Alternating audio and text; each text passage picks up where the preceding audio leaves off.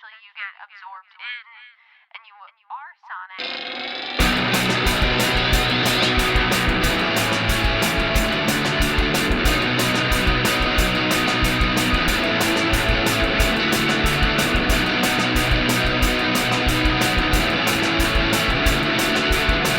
Hey everybody, welcome back to No Repeat. It's a podcast where we pick 3 songs every week with no repeats and no do-overs to create a perfect playlist for every occasion life throws at you. I'm Taylor Olmstead and I'm joined by my co-hosts Tyler Reed. Ow! And Sean Evans. Ooh! Tyler, what was our challenge this week? This week, trying to find the perfect song for getting hit in the face with the Frisbee, submitted by Eternity. If you want to submit your own challenge, you can DM us, add us however you want to do it on Instagram or Twitter. At NoRepeatPod, or you can always send us an email. You know what? We'll snail mail. NoRepeatPod@gmail.com. Thanks so much. I had to think about it when I was doing this prep for this challenge. I was trying to think of when the last time I threw a Frisbee like with other people was. Because like I've thrown a Frisbee for my dog, but I couldn't think of the last time I've done Frisbee golf. Sean and I did a lot of Frisbee golf in college, but I was trying to think of when was the last time I stood around like a big space with people and threw a Frisbee back and forth to catch. And it's been a minute. I have noticed. Can you stop doing like your soft dog bragging on here? We get it. You have a dog. Yeah, bud. Hey everybody, guess who's loved? It's Taylor all the time because he has a dog. Thanks. I'm just saying there are lots of shelter pets who could use your support. Thanks, Bob Parker. Thanks, Bob.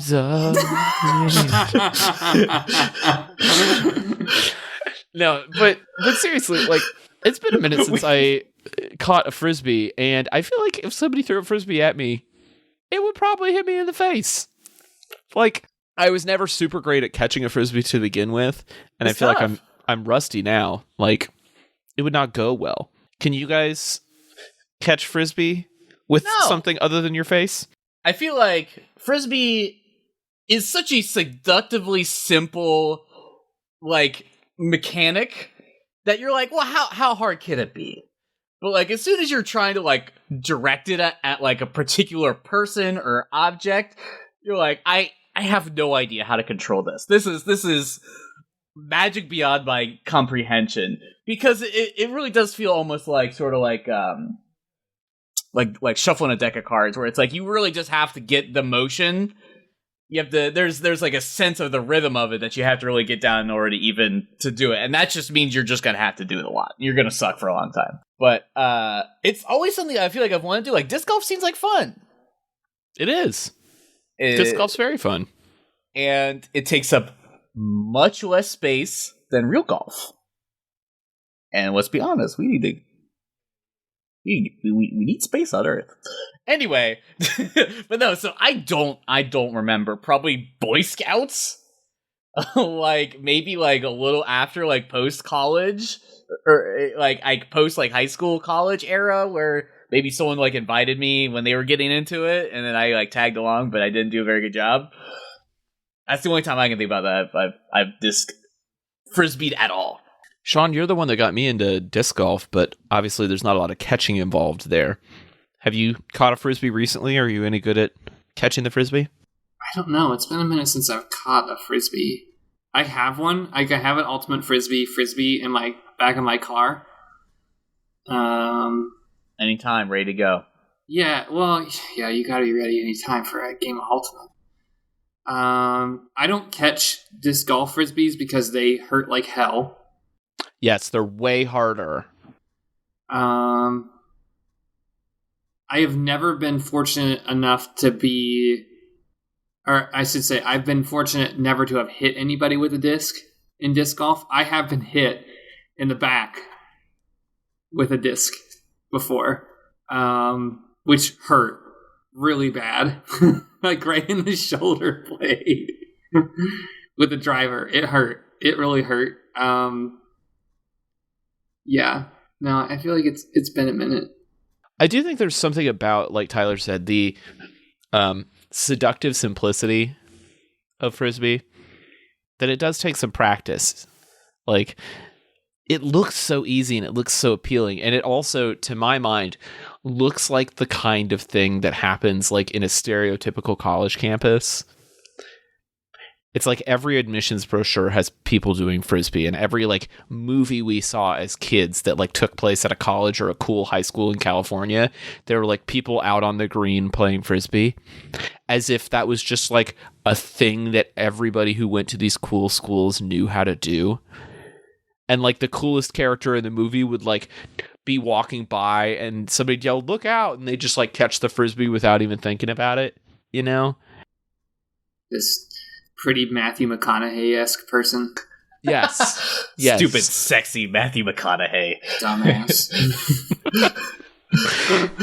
But since this challenge is all about getting hit with the Frisbee, I was taking that narrative and turning it, doing a little bit of unless, where I'm thinking of the like the Junos, the Darias, the like slacker dramedy about the person who doesn't fit in, who's walking out on their first day of college, you know, Legally Blonde style, everything is like looking beautiful, it's a music montage, and they think they're having the best day of their life, and then smack right in the face with the Frisbee. Turns out the world isn't all puppy dogs and rainbows. You're not going to be the cool kid on campus. Because there is an inherent embarrassment by being hit in the face with a child's toy. And I kind of wanted to just like, to just really go full on late 90s, early 2000s sad slacker with this one. Like, this is the sign of social awkwardness to come. But what about you guys? What was your approach? I wanted a song that described the impact. You're all embodiment. You're the physical sensation. Yeah. Yeah, I wanted it to capture the exact and only moment of impact of Frisbee to face. That's fair.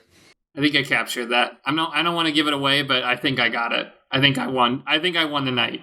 Yeah, this is artistry at its finest. I really feel like this is gonna go down as an episode to remember. And by saying that out loud, I have cursed it to be our worst episode yet. So this challenge to me felt a lot sort of like the running on all fours like a horse, dog, etc. where I was thinking, I was like, okay, so you know, kind of like Taylor saying, like, oh, you're probably younger, maybe college. You're kind of just having some cheap, easy, accessible fun. You know, like kind of like the age where you're kind of like just sort of like, sure, let's experiment with fun outdoor recreational activities. And so I was like, I wanted to think about that. And so I also wanted a song that I felt like, sort of like Sean said, had some level of the antagonism, a sort of point of antagonism where it could be like, ooh, here's where things go wrong. here's the pain point I'm looking for. But I'm sort of just thinking about, you know, like this sort of I was thinking about like a sort of carefree activity and sort of like thinking about how the kind of people that would be doing it. And so that was kind of where I was kind of going. I was trying to channel the vibe of someone who probably, as Taylor Lewis said, is in a college movie, but is having a sort of more, I would say probably a more PG-13 experience than in Taylor's experience. I mean, fair. Well, I think we should probably just get Sean's song out of the way. Oh, since yeah. he believes that he clearly won the night. Oh, I did. I won. I won. All right, Sean, what do you got? Hold on, let's boot up the song. Let's all get it ready. We're going to do a live react to this song. So it's going to take me longer to talk about the song. Just name it off before you can actually do it. But it's You Suffer by Napalm Death. It's a pretty famous song. It actually holds the Guinness World Record for shortest rock song ever. The video is on YouTube is 3 seconds long, which is about twice as long as the actual song is. The song was actually like written and performed multiple times by Napalm Death back in the 80s, kind of as a joke, but also not, on their fans and crowd.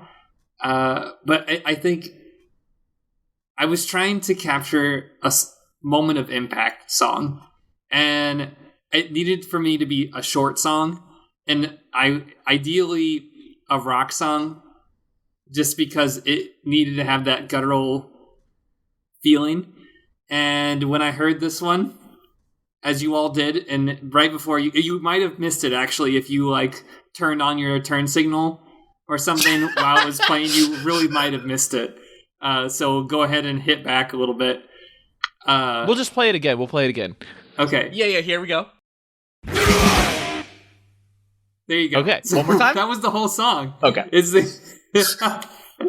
So that was what I was going for. I wanted to go in that direction. And to prepare for this, my wife and I actually watched Dodgeball again, because first off, my wife knows most of the words to the entire movie, which is very funny. I very much enjoy watching it with her.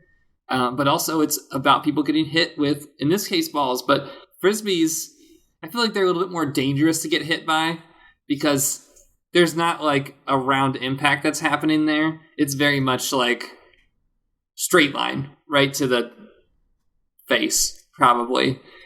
Or, yeah, well, in this case, it's your face. But basically, yeah, always have your heads up when you're playing Frisbee. I mean, it's a very funny haha pick, Sean. Thank you. Well done. You really memed us all. No, I wasn't a meme. I did it. I picked it on purpose. It's the moment of impact. It is that. Yes. There are many ridiculous things about this song beyond, what we've already talked about. For example, it was released on a 7-inch vinyl record.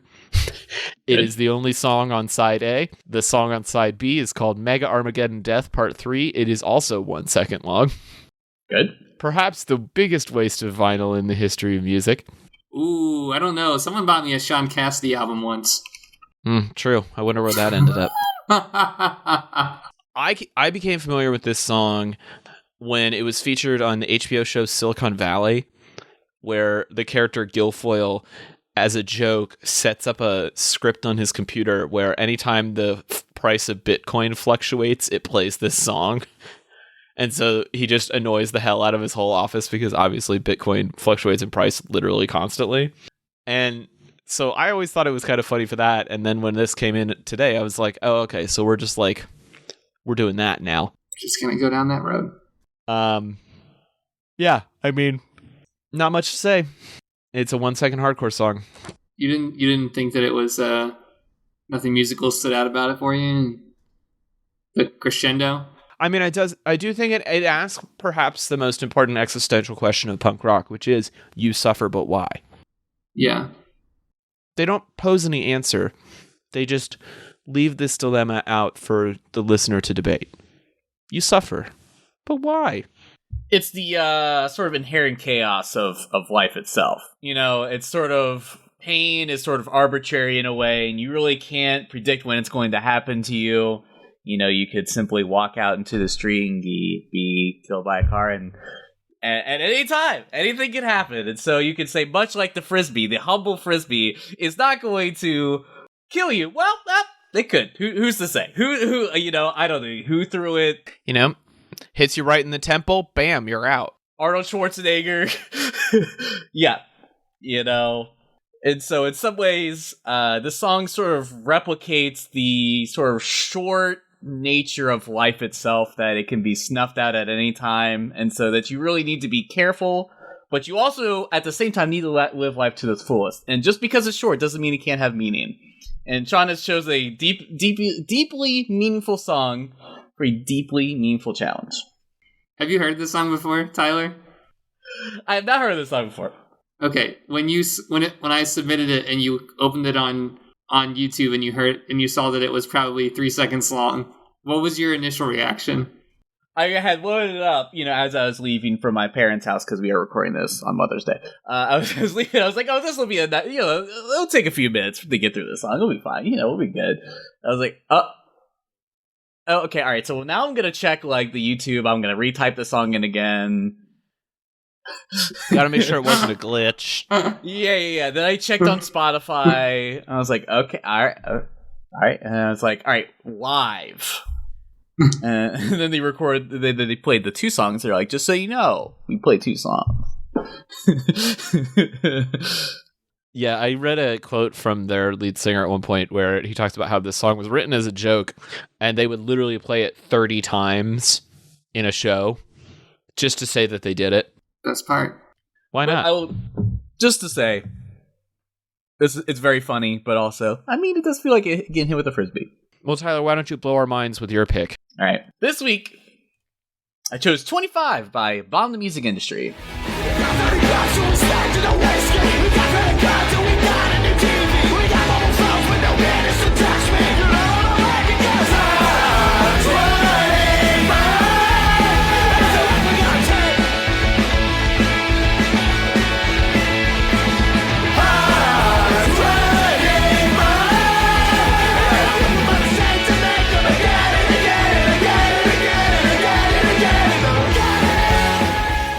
All right, we get Rosenstock in the house tonight. You ready? All right.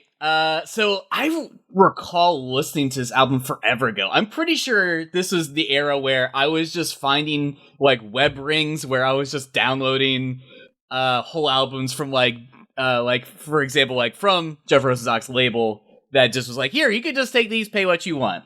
And so kind of during that time was when I was really kind of exploring a lot of different sort of like punk sounds, because those were the people that were giving that stuff away for free. And so the album that this came off of, it just kind of came rushing back to me. I was like, now I know there's a song that I feel like embodies this sort of like mood that I'm trying to find here. And so it struck me like lightning. And so what I think this particular album / song does is that I feel like it does a really good job of sort of have like a jubilance to it. You know, has a real life to it, you know, and at the same time, there's sort of like lots of dissonant moments as well. And so I feel like that really is conveyed also in the lyrics really well. And so I feel like sometimes like ska, as we've lambasted many a time, is just sort of like all happy but depressing lyrics. This kind of feels a little more real in that way, where it's like you get a sense where it's sort of like he's just jamming on this piano and it sounds like garbage, but like you feel sort of like the intensity of kind of what he's talking about, which the song is more or less to the effect of you're 25 and so you're kind of like, I have some money, things are still kind of garbage, but I'm trying to have a good time as best I can. And so I feel like this sort of relates to if I were to have like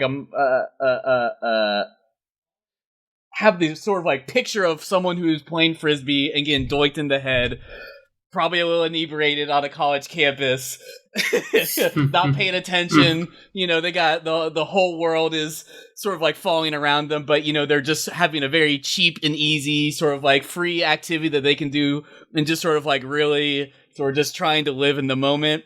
It feels like a real pop punk sort of ethos. And so I have spiraled all of this out of getting hit in the face with a Frisbee. I drew a lot of meaning out of just a few words. But yeah, I just think it's fun. And I think, like I said, sort of like the dissonant elements combined with sort of like the happy elements sort of like just make me feel like sort of like the roller coaster of emotions you go through by getting hit with a Frisbee. I remember you burning me a copy of this album. Yeah, I feel like I got it from you too. Which is kind of the way that people experience this band, from what I understand. I was a little young to like be aware of everything that was happening, but I remember getting to college and knowing people who like had Jeff Rosenstock crash on their couch after playing house shows with Bomb the Music Industry. Like, they were truly a DIY band in the most DIY sense during this time. And it really was just kind of him and whoever he could drag along into it. So the sound changed a lot, the vibe changed a lot. But this album, Scrambles, is so goofy and weird, and like it's like ska punk, but it's also dance punk, and it's a little bit of hardcore, and like there's keys and there's horns and video game sounds, and there's a weird rap outro on this track. Like, it felt so cool and different the first time I heard it. I was like, nothing is like this. But the lyrics, like you said, are kind of about pedestrian things, and I think that's what makes it work for this challenge, because Jeff Rosenstock would write a song about getting hit in the face with a Frisbee. And it would turn into a metaphor for like the sudden randomness of death.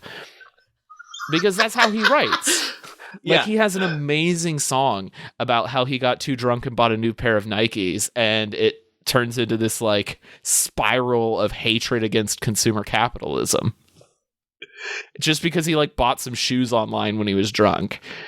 Like, that's the way his mind works, and I think that's how he would definitely interpret this challenge. Like, it's not about the Frisbee man, but it is. But it also isn't. Let's see. I like how fun it is. It's easy for me to imagine what you were saying about somebody being 25 and basically playing with a Frisbee still. And you're still at that time where you're not thinking about consequences long term, about what it might be like to get hit in the Frisbee with the face, or vice versa. Yeah, it came out, and I just said I'm going to roll with it. You know, I'm just going to go with a hit with a face by a Frisbee. I like all the little synth pieces. I like the little bit grinder bit on the end. I like how wacky and chaotic it sounds. It's a really cool song, and I think it I was trying to come up with something about being. This feels like the narrative of being hit by a Frisbee and not the actual footage of somebody being hit by a Frisbee. Yeah. Yeah, and that makes sense to me now, because I was trying to think, like, mine is definitely soundtrack to footage of somebody being hit by a Frisbee. And the Taco Bell gong. Right.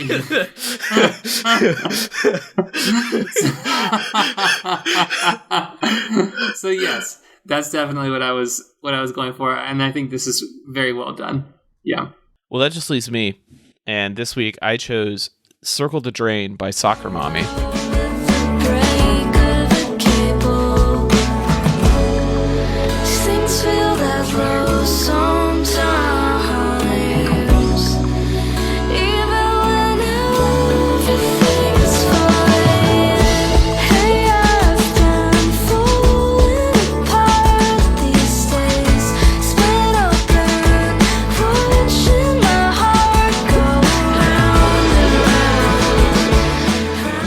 As I alluded to at the top, I was really kind of channeling this, like, MTV Films anti-hero character of, like, the late 90s, early 2000s, which is the aesthetic that I think Soccer Mommy is into.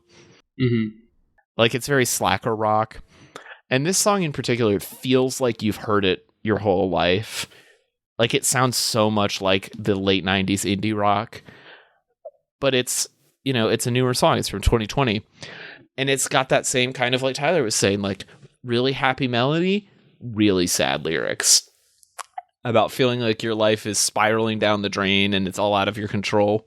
And that's how I feel like it would be. You know, you're walking along, you get hit by a Frisbee, and you're like, oh my God, what is my life? Why is this happening? I'm imagining this person being maybe even a little bit older. Like, maybe they're a Van Wilder situation where, like, they're too old to still live at college, but they live in a tiny college town. And they're just trying to, like, get to work in the morning, and they get hit in the face with a Frisbee, and Circle the Drain starts playing as they question all of their life choices. Like, this is a good song for not feeling great about yourself. You know, it's not too depressing, but you can feel sorry for yourself to this song.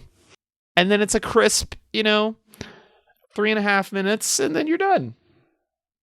And if you want to continue to feel sad, keep listening to Soccer Mommy. And if you don't, shuffle on to the next song on a playlist. Yeah, I feel you. I think this is a really good pick. The way that you set it up made it work out really well. This, like, this character, they're going throughout their day, and life upends their life. Sometimes I feel like this is when the sad music plays a little bit, and I go into my backstory about how I have a thing for breaking my wife's glasses.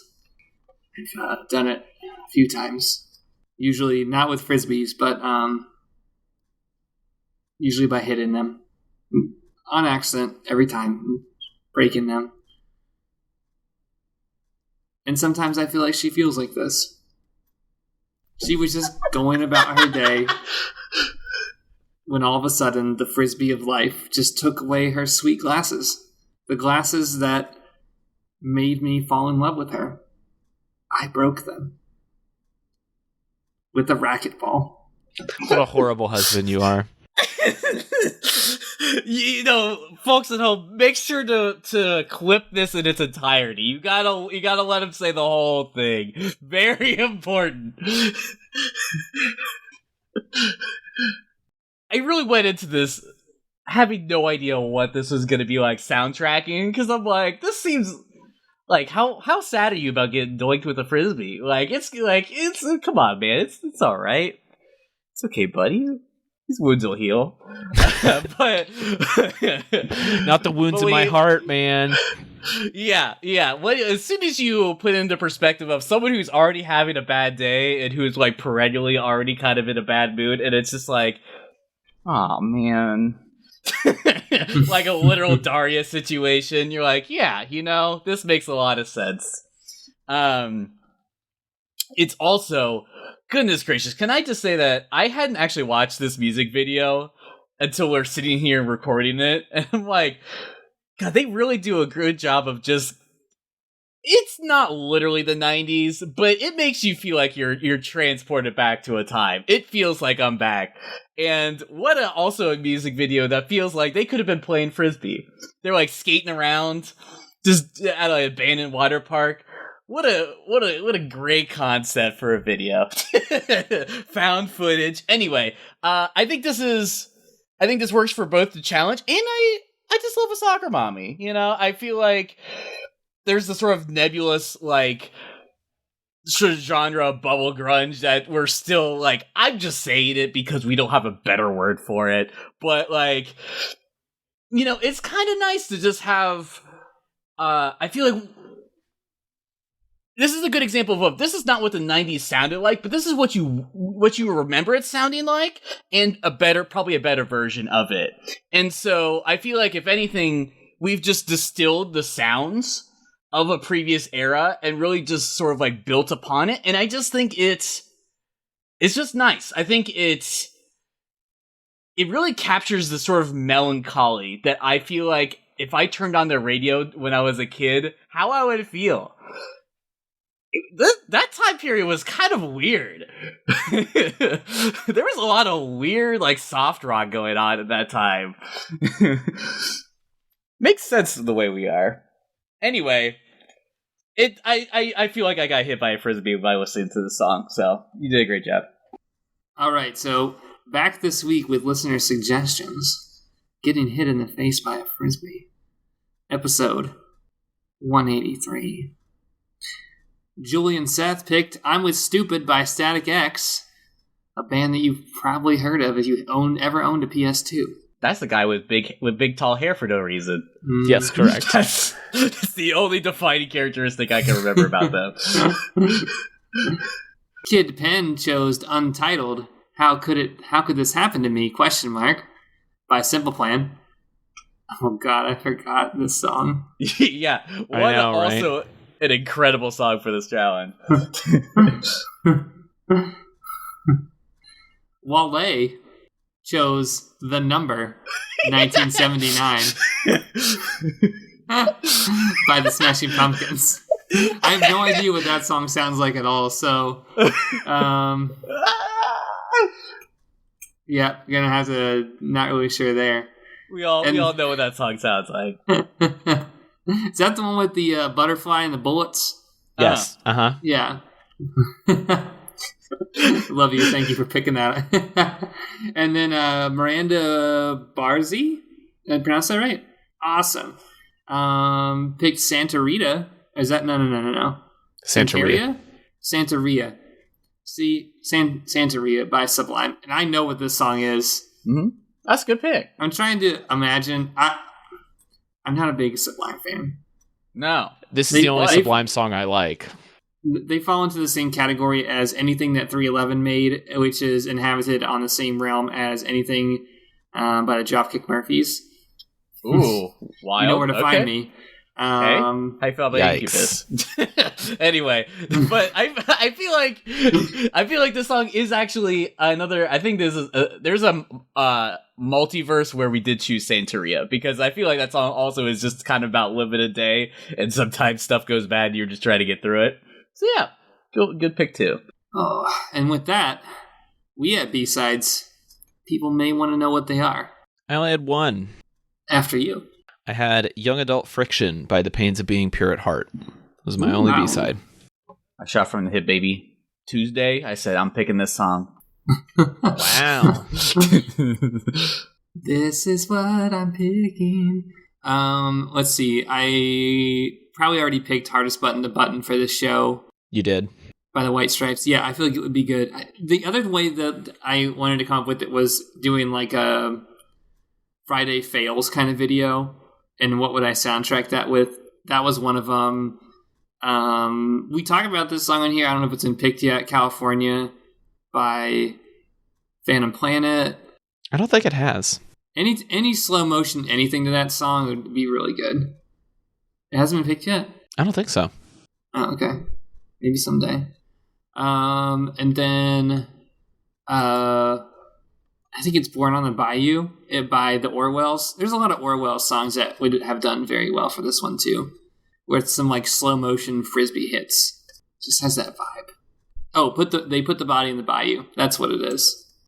Yeah, Born on the Bayou is a very different song. Yeah, no, I was trying to think. It had something to do with bayou, so that's what it's. Born on the Bayou.